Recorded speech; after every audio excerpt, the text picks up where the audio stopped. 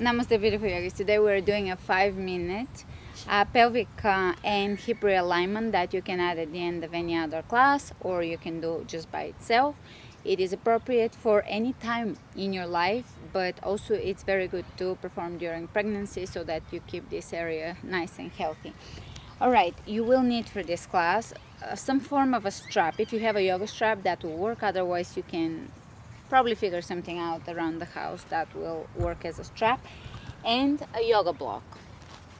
So that's what we're gonna need, and a wall. I will be using this beautiful tree today. It's going to be my assistant. So we'll get started with just a little bit of hip circles. Now we're going to strengthen the hips here. We're not stretching the hips so much as strengthening the hips and bringing awareness to the alignment of the hips and the pelvis. Now bring in your Kegel breath or Kegels.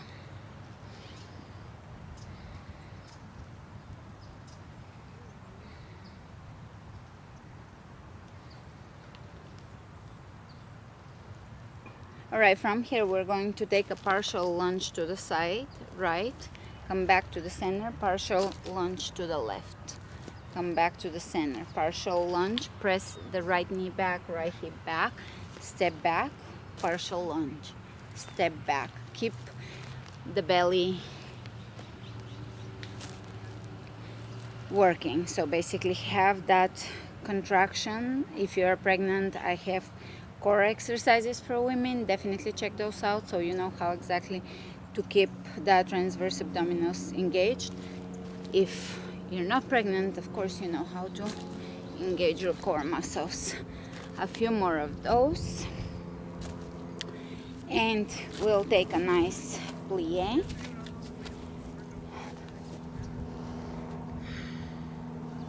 Let's bring the hands over the knees and look over one shoulder, over to the other. One more time.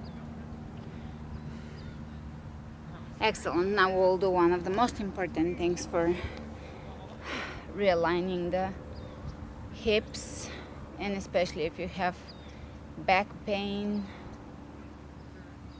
sciatica. Yogic squat, coming down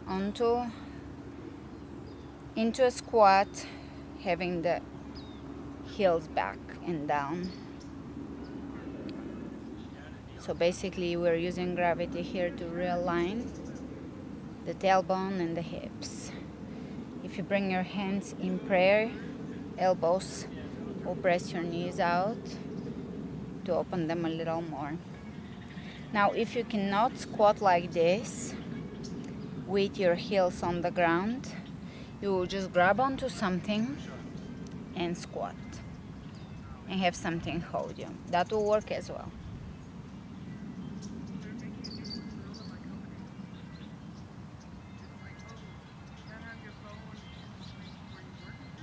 Let's bring the Kegel muscle or the Kegel breathing in.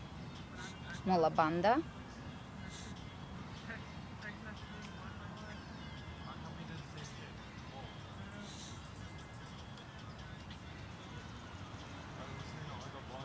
Let's look over the right shoulder and over to the left. Great.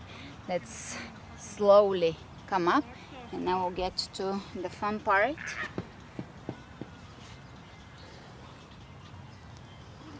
Coming into, grab your block, come to your wall, and take a chair or a sit down pose on a wall with your back to the wall. And here you will bring your block between your legs. Now you can do the shorter side of your block or the wider.